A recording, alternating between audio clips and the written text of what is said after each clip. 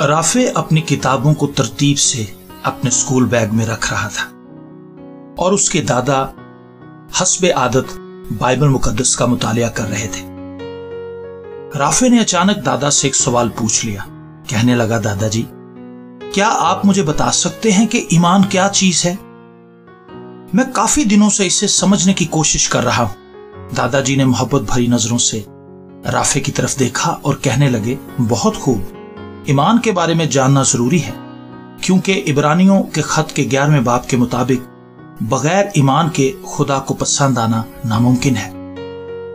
अगर इब्रानियों के खत के 11वें बाब की पहली आयत को पढ़ें तो वहां हमें ईमान की एक वाज़ेह तारीफ मिलती है। देखो, यहां लिखा है, अब ईमान उम्मीद की हुई चीजों का एतमाद और अनदेखी चीजों का सबूत है।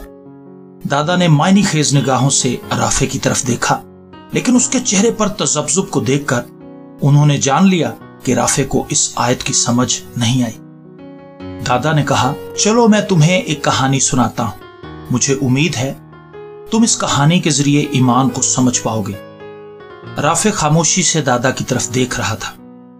कहते हैं किसी गांव में लंबे अरसे से बारिश नहीं हुई थी, इसलिए वहां की जमीनें बंजर हो चुकी थी। गांव के सभी लोग परेशान थे कि ऐसी सूरत हाल में तो हम सबको यहां से जाना पड़ेगा, क्योंकि अब तो पीने के लिए पानी भी खत्म हो रहा है। गांव के एक शख्स ने मशवरा दिया कि हमें गांव में इस बात का ऐलान करना चाहिए कि कल सब लोग बड़े मैदान में जमा होंगे और बारिश के लिए दुआ करेंगे।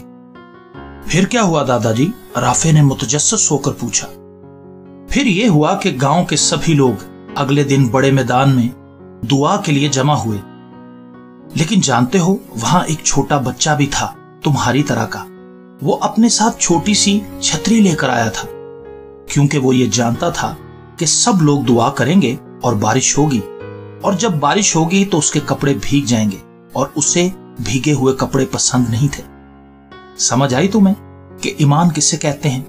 जो चीजें हम अपनी जिस्मानी आंखों से नहीं देख सकते, वो हमें ईमान की आंखों से साफ नजर आती हैं।